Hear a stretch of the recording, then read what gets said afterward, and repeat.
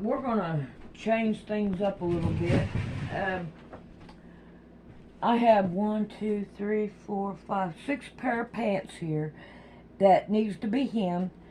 I found all the thread that will match the each pair, and I'm going to use white on the bottom so it won't be so I don't know, maybe I ought to use it on the bottom. I don't know, I'll check it out and see.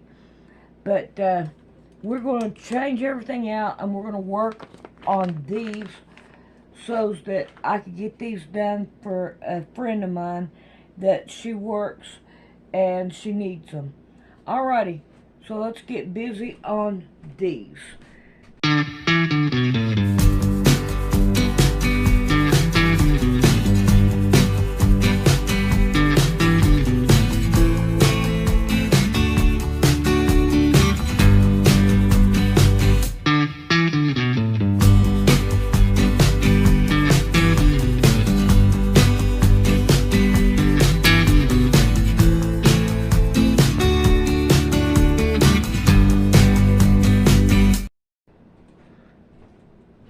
Alrighty, stick my thread there, and I'm gonna have to change my thread out every time I turn around. Oh, I'm gonna get that. Alright, now what I want to do is I want to put the seams together.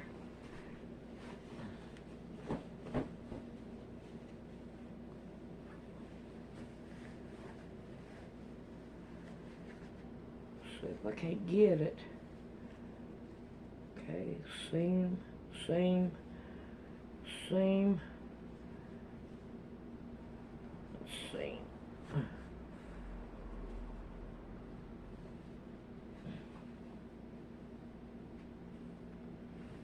Alright. Now I want to make sure that this is laying flat all the way.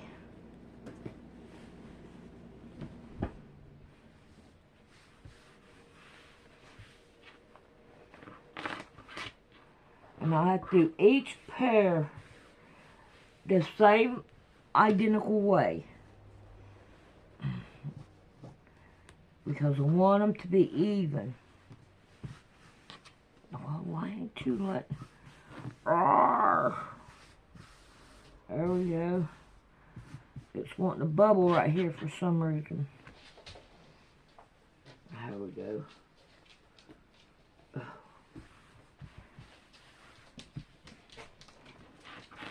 Alrighty.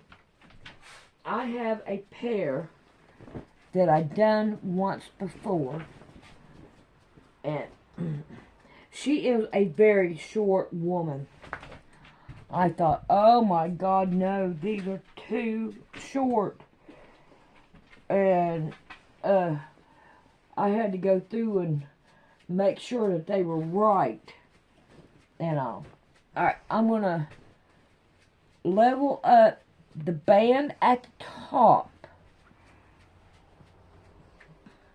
Look how much material's left over, I'm telling you. Now I'm going to lay this right here as flat as I can. You want to go out, pretty boy? Alright. There you go. Alrighty. Here is this. And I need my ruler over here.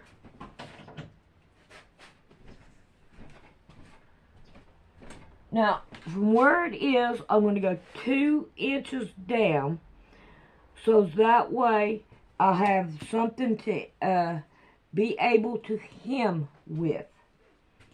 And I'm just going to cut it off. And I'll save that for later. This is new material, so I can make something out of that, so there ain't no need in getting rid of all of that. Alrighty, well, let's see what we can do about doing another pair.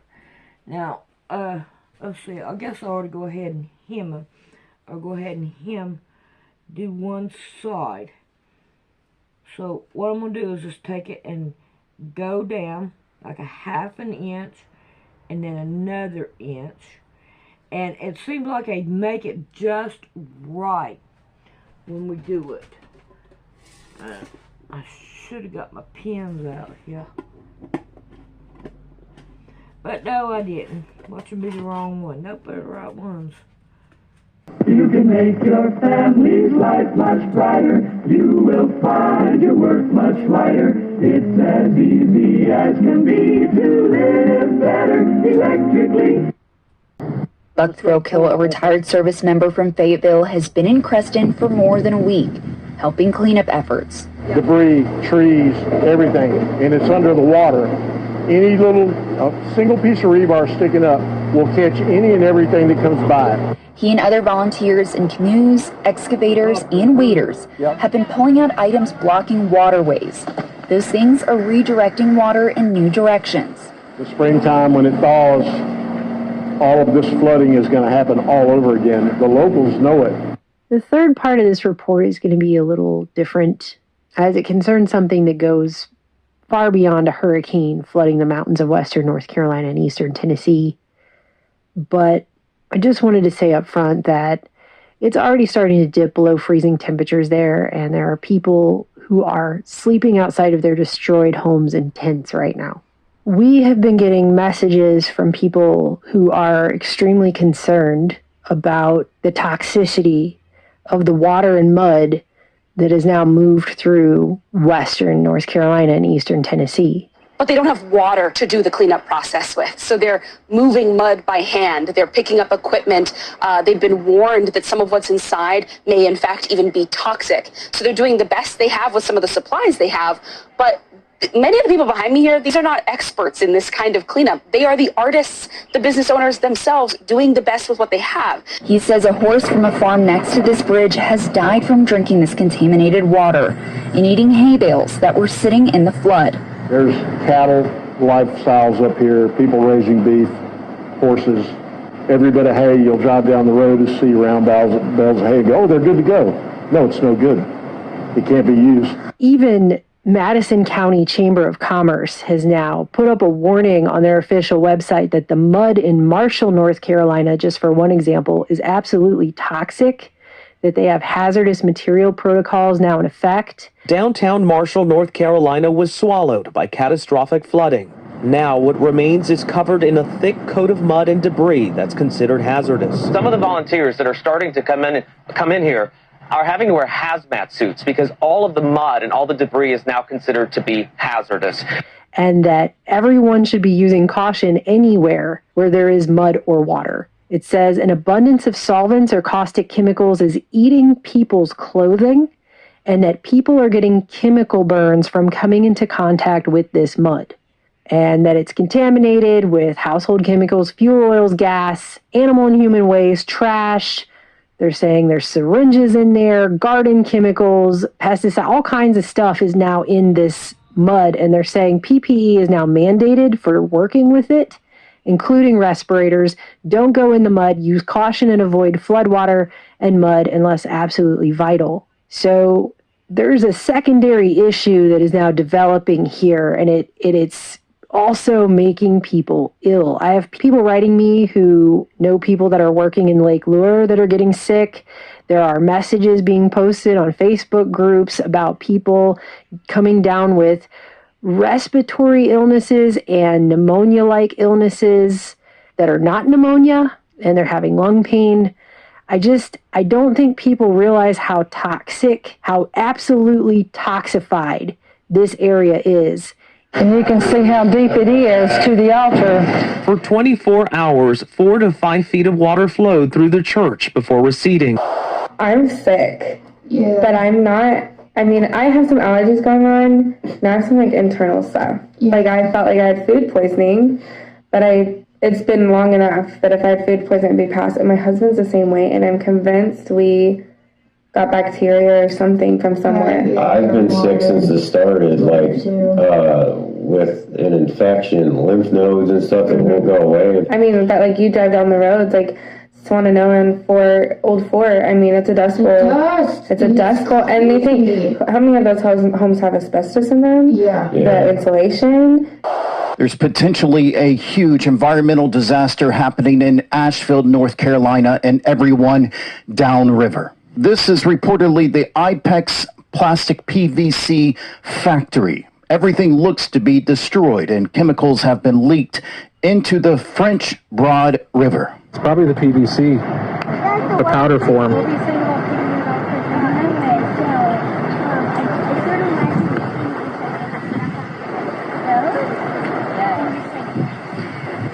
This is the only disaster I've ever worked, and I've been doing this since Hurricane Katrina.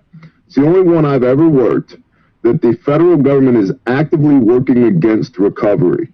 This one is completely different. They're actively working against the recovery process, which tells me they've got something to hide. And Bear from the internet, he's from Grindstone Ministries. They were one of the links I put for people to donate in the pinned comment under this series of videos. He did an interview with Billy Bond, who's a permaculture guy, just a couple of days ago. And I think everybody just needs to hear what this man is saying about what is going on with this mud in this area. And I believe that they do have something to hide, because we're already getting reports, firsthand reports of cadaver dogs that are dying. That we're walking through these areas, especially in your neck of the woods, walking through the silt, walking through the muck, even going through decon afterwards, being decontaminated. I've got reports, one guy had 10 dogs there, and 4 of his dogs are already dead, and the other 6 are dying. Got another woman, first-hand account, that was rescuing horses, was leading horses through the muck and the mud and the river, and the horses are so incredibly sick that they started doing blood tests on the horses, and the tests that have been coming back are, in their words, literally off the charts. They've never seen anything like this before. Citizens, the last report I got in your area was 50 to 60 people in Western North Carolina that are already inexplicably sick. And by inexplicably, I mean they don't know what's wrong with them. And the reason for that is all kinds of shit has washed into that river. Literal human feces from septic tanks that were ruptured, wastewater treatment plants, thousands of cadavers, even though the official reporting is that it's only 213 dead. Well, that conflicts with one coroner that I personally spoke with that had 1,200 people in reefer trailers. Then you've got dead animals, NFS, Nuclear Fuel Services, that lost, the official reporting is they lost training barrels. Well, we spoke to the former training manager at NFS who said, nope, those aren't training barrels, those are live barrels. Wow. And officially the number was, well, it's just 1 live barrel. Then it was 5 live barrels. Then it was a semi-load, 250 55-gallon drums, and we know because the semi was found and documented under 10 foot of mud. So you've got nuclear fuel or waste fuels. You also have the facility at NFS. They said they lost a pole barn in the flooding. They didn't. They lost a 10,000 square foot decontamination unit and all the contaminated parts and all the decontamination equipment washed into the river. Then you've got a PVC plant. You've got multiple concrete plants, all of which washed into the river. There are hundreds of homes that should be condemned. And I'm not for the government condemning people's homes. These people do not need to be mucking out their homes. They don't need to be pulling out the insulation and the drywall down to bare studs and airing it out and starting over again, because the silt is deadly. The silt will kill you. And FEMA has been slow rolling this, and in conjunction with local and state emergency management has been slow rolling the announcement that, hey, the silt will kill you, because they want to cover up what will likely be a massive conglomeration of giant lawsuits. So I need to interject here because I just think some of the stories that are coming out right now in the wake of this hurricane are so odd. Like immediately they're telling everyone everything is fine. And I don't know how they could really know that. Case in point, you heard him talk about nuclear fuel services. Nuclear Fuel Services is a company that sits basically 0.2 miles away from the Nolichucky River. It's like right there in Erwin, Tennessee, on the river. It's a major supplier of fuel for the U.S. Navy's nuclear-powered fleet, and it has been since the 1960s. However, back in 2021, they received a $57.5 million grant to reprocess weapons-grade uranium into nuclear reactor fuel. So that's what's been going on right there on the Nolichucky River in Erwin, Tennessee for several years now. And apparently, 13 days ago, somebody in the r/radiation subreddit posted this picture of a barrel reportedly found in the French Broad River in Asheville, North Carolina. And the barrel says B&W Y12 LLC, Oak Ridge, Tennessee, radioactive material on it. And so a week ago, you have this story coming out of WBIR-TV Knoxville. No, this barrel reportedly found in an Asheville river did not contain radioactive waste. Although at one time, it technically actually did, just not supposedly at the time that it went into this river. So what this debunking story claims is that, yes, this actually is a barrel that originated in the Y12 National Security Complex in the Oak Ridge, Tennessee facilities that process uranium. And yes, some of these barrels did end up in Erwin at Nuclear Fuel Services. And yes, they were kept in a warehouse off-site that was actually heavily damaged in the floods, resulting in some NFS property being carried away by floodwater, but it's just empty, clean containers and training equipment and protective equipment. And even though it says fissile radioactive material on this barrel's empty and clean. And so it's fine. It's basically what it says. It's basically this, yes, but no. It's fine. Everything's fine. Don't worry about it. And I just think it's interesting how quickly they were saying everything is totally fine with this facility. So the timeline on this storm in western North Carolina and eastern Tennessee is that it moved inland, degenerated into a post-tropical cyclone over Tennessee on September 27th. It stalled out there and sat there all day on the 28th and didn't dissipate until the following day on the 29th. But somehow, by 5:25 p.m. on Saturday the 28th, while the storm is still stalled out over Tennessee for the rest of that day and part of the next day before it dissipated, on that day, Nuclear Fuel Services, located right next to the Nolichucky River, is already telling everyone their nuclear materials are safe, it's all safe, following the flooding that was presumably still ongoing at that time. You see what I'm saying? Do you see why that comes off as just a little bit odd? It has changed forever, so it's not going to go back to how it was. And I did a little digging, and this area on record had numerous EPA Superfund sites in it, including a former electroplating facility called CTS in Asheville that contaminated the groundwater with a toxic carcinogen called trichloroethylene that was found to be in the water more than 4,000 times the safe standard.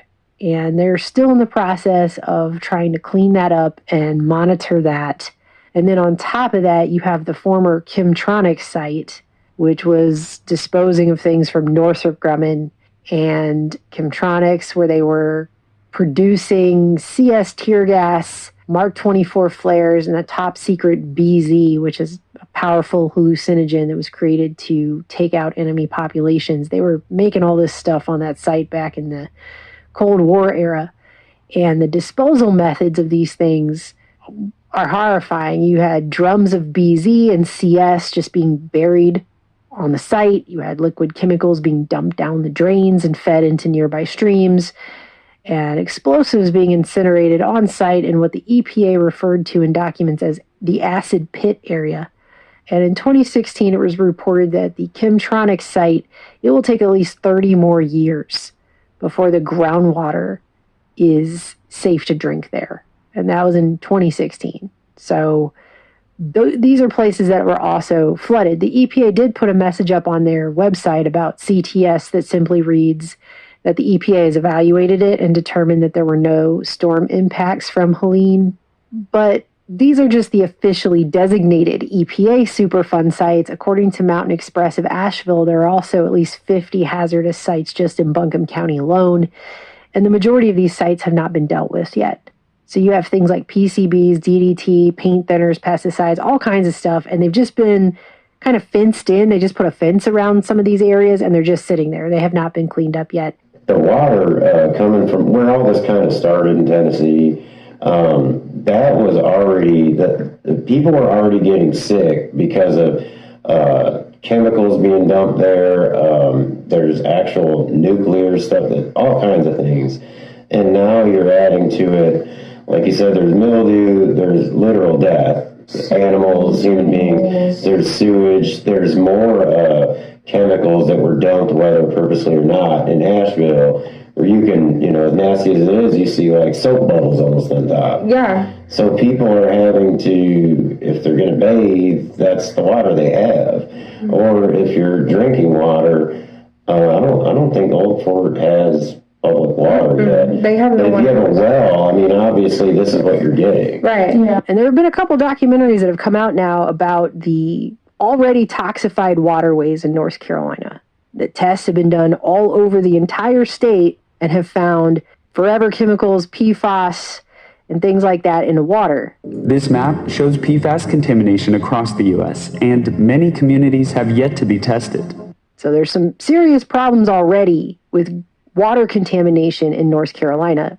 It's an issue. It was an issue before this happened. Discharge from local companies bubbling up to the surface in the water there. At first glance, the discharge looks unnatural and suspicious, but this process is totally legal in Tennessee, and more importantly, this is safe. And even just a quick search on the internet will show you that Tennessee had a lot of water issues going on prior to this event as well. But the Tennessee Department of Environment and Conservation put out a temporary water contact advisory for East Tennessee areas affected by the flooding on October 2nd. And it says here they're advising the public to avoid all contact with water bodies affected by the extreme flooding in East Tennessee, which applies to surface waters in the Nolichucky, French Broad, Pigeon, Doe, and Watauga River watersheds, as well as any other waters that were affected by this flooding. And it says here, in the aftermath of unprecedented flooding caused by Hurricane Helene, several wastewater treatment plants have been compromised and are temporarily unable to completely treat effluent before it enters receiving waters. In addition, sewer line crossings may have been severed or damaged, allowing raw sewage to enter streams, and individual septic systems may be compromised across the region. And they're saying it's issued out of an abundance of caution. They don't have any specific data, and I don't think they would by October 2nd. But they also have not updated this since then, which means that this advisory is still in effect and has been in effect this entire time. And it's also been reported one of the main wastewater treatment plants that services Spruce Pine, North Carolina, and Mitchell County was completely destroyed. Wastewater treatment plant located just north of Main Street is entirely out of operation, which serves several thousand people in Spruce Pine, along with multiple Mitchell County schools and some county residents. And they're trying to do an education campaign right now to tell people not to flush, because whatever they're flushing down the toilet is likely ending up directly in rivers and streams. And it says that two of the buildings that were here floated away, and the remaining treatment tanks have taken on a gangrenous green color. And this facility was built directly on the river. So all of that stuff just went right into the water. It says in this article, once again, that residents should take heed when approaching or working in water and streams that could be contaminated by this flood. North Carolina State Senator Ralph Hayes gave a press conference apparently last week, and he said that treatment plant is gone. He said that it does not exist, it is completely unsalvageable, and that it's going to likely take 4 years to build a new one. So all of those, there was 15,000 people in Spruce Pine, and thousands of people now are going to be without wastewater treatment facilities for years now. I don't know what's going on in that well water at this point, but I just think an abundance of caution is an understatement. And at least somebody was talking about this. U.S. News put out this article on September 30th, just pretty much right after this happened, reminding everyone of a basic fact that is a known fact in this country. Flooded industrial sites, toxic chemicals pose silent threats after a hurricane. In disasters like Helene, residents may not hear about releases of toxic chemicals into water or air until weeks later, if they do at all. Hundreds of industrial facilities with toxic pollutants were in the path of Helene, and near the coast and into Georgia, for example, it swept over paper mills, fertilizer factories, oil and gas storage facilities. And it mentions here that paper mills are some of the most polluting industries on the planet. In Florida, a retired nuclear power plant was hit with a 12-foot storm surge, which inundated not only the buildings, but an industrial wastewater pond. And there's spent nuclear fuel stored at that site, which was also flooded during another hurricane in 2023. But Bloomberg reported it's believed to be secure. Well, believed to be secure and secure is just not really the same exact thing, is it? And then it goes on to say that more rain was dumped on industrial sites in the Carolinas and Tennessee, some near waterways that quickly flooded with runoff into the mountains. In disasters like these, the industrial damage can unfold over days, and residents may not hear about releases of toxic chemicals into the water or air until days or weeks later, if they find out at all. Yet pollution releases are common. So I was getting told that I'm fear-mongering for warning people about the potential toxicity of this water in this mud and what might happen if you come into too much contact with it. And it's not fear-mongering, it's common sense to protect people. If you're going into these areas, to protect yourself, because we don't know and we won't know for a while how safe that water and that mud is. But the stories that are coming out and the messages that people have written me and the things that I'm seeing on social media, there are a lot of people that are talking about being very concerned about this. I'm telling you, and this is part of why Grindstone is not mucking houses. I don't want our people in these houses. We don't want them in the silt. We have pallets of PPE for anybody that has to go anywhere near it. There is bad stuff in the water. There is bad stuff in the silt. So it only makes sense to be safe and protect yourself. It's not fear-mongering to have this conversation. This is a conversation that should be had. And I just think it's sad that years and years of these events happening. We have years and years and years. I'm an American, okay? I've been here for 4 decades. And if you've been even paying even the slightest bit of attention at all, then you know how this works. There's always this immediate, everything's fine, don't worry about it. And then later stuff starts coming out. The idea that anyone could just trust automatic reassurances of safety that are based on literally nothing, just because somebody in a position of authority got on TV and said it, I don't understand how that still works on people at all. At all at this point. I really don't. You want to know what we'll never forget? We'll never forget how the head of the EPA, like 2 days after 9/11 happened, got on TV and said, it's fine. The air is fine to breathe. There's no asbestos. It's great. Just 2 days after the attacks, EPA Administrator Christine Todd Whitman reassured New Yorkers about the air. Well, if there's any good news out of all this, it's that everything we've tested for, which includes asbestos, lead, and VOCs, have been below any level of concern for the general public health. Was it, though? No, it absolutely was not. And 2 years later, in 2003, the Inspector General for the EPA came out and said there was no basis for those claims. So why'd she say it? Why do they always say it? That's a question no one ever asks themselves, but maybe they should. After Hurricane Katrina, the EPA took 400,000 laboratory samples of soil and flood sediment. Later, an analysis was done of that data, the policy frameworks that guided the collection and organization of it, and the agency's subsequent claims about the relative absence of risk, which is another nice way of just saying the safety, of people returning to the city, residents going back to the city, right? This analysis revealed, quote, some of the ways in which risk assessment in the U.S. environmental regulatory system is deeply structured by the production and reproduction of ignorance. In short, it is set up to fail. It is literally built to not do the thing it's supposed to do. It's not just deeply flawed, it is structured to not do its job. It is structured to fail. And they define ignorance here straightforwardly as an absence of knowledge. So 400,000 soil and flood sediment samples structured to give you no actual information upon which subsequent claims that it's safe to go back into the city. I mean, do you see what I'm saying? No one fails that hard. No one fails that hard. Again, that's not incompetence. What we're talking about here is not incompetence. So you need to protect yourself. If you are in this area and you're getting around this mud, Stay out of the water. Don't drink the water. Again, soil samples and water samples. There will be class action lawsuits from this. There will be. Start doing your homework now. as happens with these disasters, everything is now kind of all over the place. We moved past the fog of war stage on it, and now it's just this crazy free-for-all land where there's just narratives spinning off in 1,000 different directions, and it's very hard to keep up with what's important, what needs to be talked about.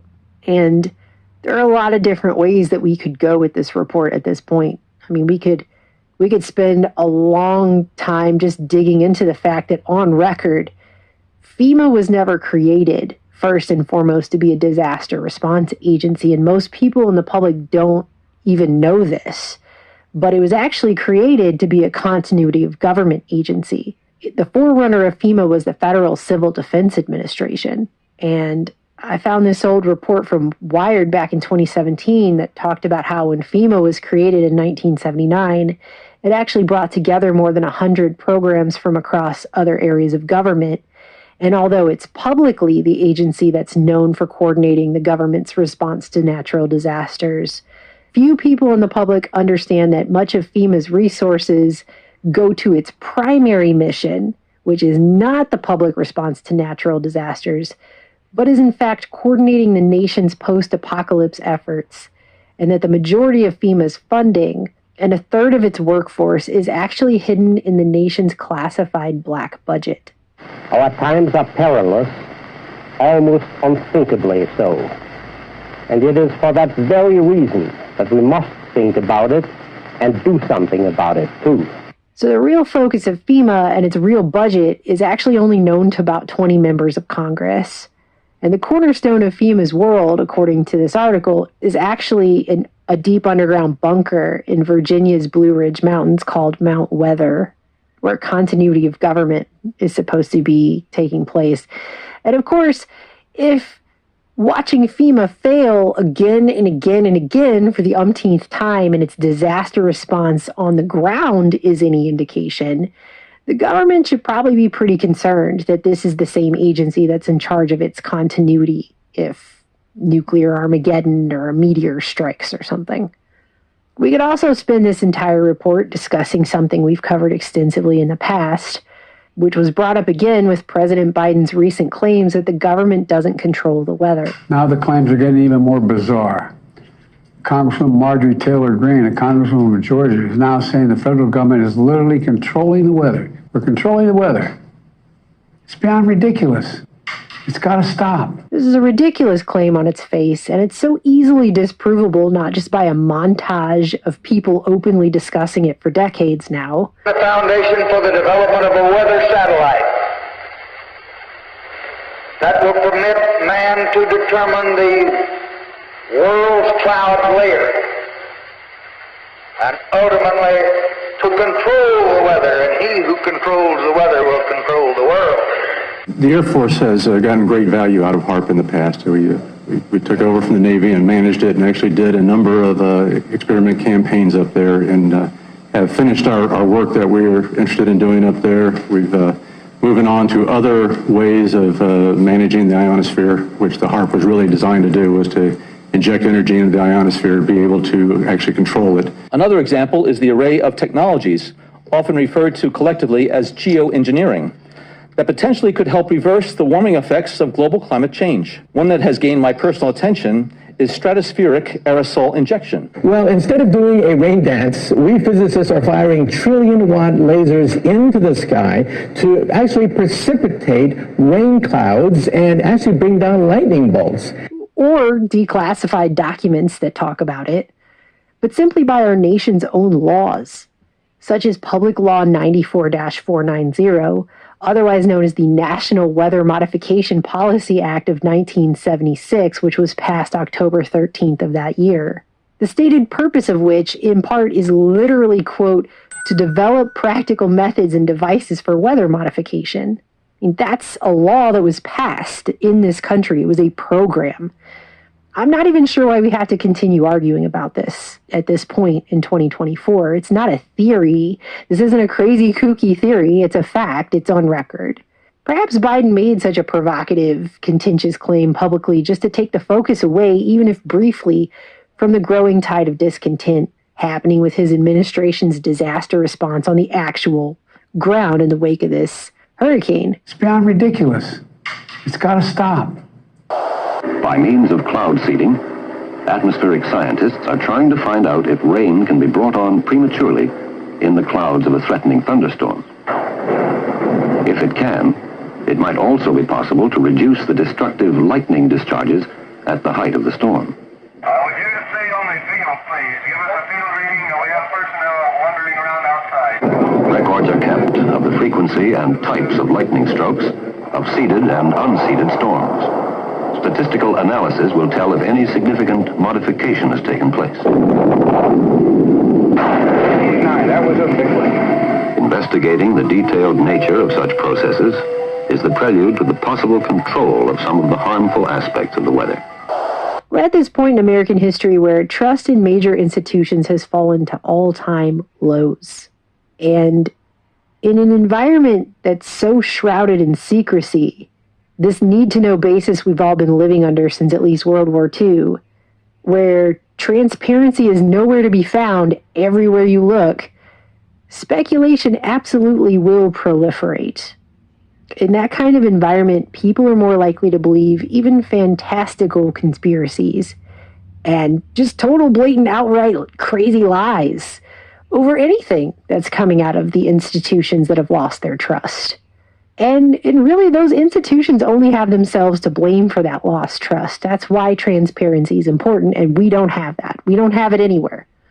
And one of the now widely debunked conspiracy theories that came out surrounds lithium mines in the area and charges that this whole situation will be a land grab for that. We don't bill homeowners. We don't bill the local municipalities. We don't bill the state. We don't bill FEMA. And as a result, nobody gets to tell us what to do because I don't receive money from any of those people. And that's very specific because I don't want to be under anybody's thumb. One area, Little Germany, where we have been working, a community that's been cut off was 70 homes and is now down to 40 people. With no electricity, no cell service, and roads washed away in Washington County's Little Germany this past week, radio communication has been used to contact those still living in the small community. That community has been intentionally cut off by the local government. Why? Because there's lithium underneath of the mountain they live on. But I digress. Check out the Facebook post from this woman who says Asheville sits on top of billions of dollars of lithium, so she believes the disaster there was man-made through what she calls geoengineering. And first of all, that's not possible. No one has ever created a hurricane before. And secondly, this rumor about the government trying to seize lithium, it's come up before after other disasters like the wildfires in Hawaii. The rumor was wrong then, and it's wrong now. Mining data shows North Carolina has no active lithium mines. And multiple mainstream fact checkers were really quick to jump all over that and point out the places where the mining of lithium is set to start soon are located far east of where the worst of this flooding took place. So the whole concern for everything just got written off and tossed in the dumpster of semantic arguments, which oftentimes happens. There'll be a fantastic claim, and there'll be one part of it that gets picked apart, and the whole rest of it will just get thrown in the garbage and never spoken about again. But it was actually looking into these claims that we found something that it doesn't really just affect North Carolina, but it actually does affect the entire country. And if you live here in America, it is no doubt coming soon to somewhere near you. And we both thought it would be important to have this conversation. Beginning in August 2024, the month before Hurricane Helene would devastate parts of western North Carolina and eastern Tennessee, Over the next year, you might notice what looks like a low-flying plane on a lollipop stick flying back and forth. A federal geological survey over the Carolinas begins this month. The survey will locate rare earth minerals and help public health officials monitor deadly toxins. That lollipop on a stick is a passive sensor, according to USGS physicist Angie Shaw. She's overseeing an initiative to map critical mineral resources, including those that help power electric vehicles like cobalt and lithium in the Carolinas and Virginia. She said the data will provide a rough sketch of what lies miles beneath our feet. Industry might say, oh, there's something there. Maybe I'll explore this area in more detail. The plane will fly over the region for a year. Then researchers will analyze that data for another year before making it public. An unprecedented geological survey project was initiated, taking place above the state via helicopter and covering broad regions of North Carolina, South Carolina, Virginia, and West Virginia, all scheduled to continue over the course of the next year in an area chosen both due to its known and suspected mineral occurrences. They're using low-level planes to collect high-resolution data that will show our geological framework. This new geophysical survey is a better understanding of the deep geologic underpinnings. That includes info on underground minerals, natural gas deposits, fault lines, and environmental hazards. It will also help map subsurface geology, where some rocks could be located hundreds and thousands of meters below the surface, more than 3,280 feet, based on their magnetic signature. You may see some low-flying planes over the next several weeks, and that's because the United States Geological Survey plans to do the low-level flying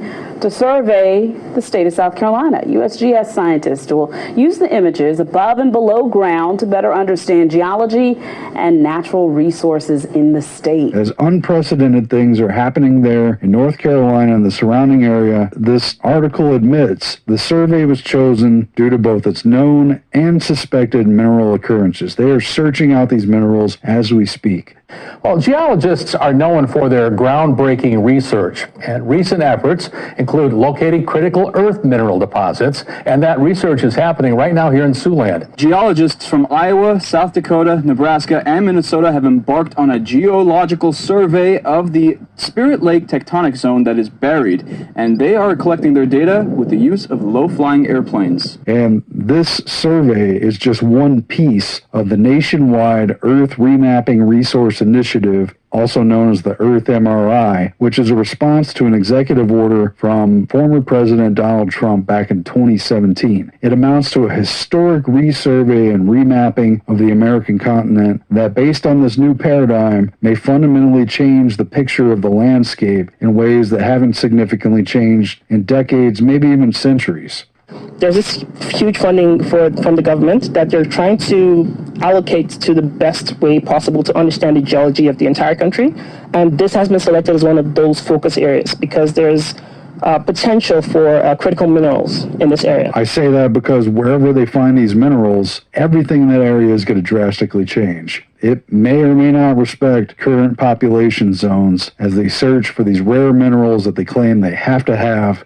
So with this new technology, they're able to look more than 3,000 feet below the ground to discover untapped sources of rare earth minerals in ways that weren't possible in the 20th century.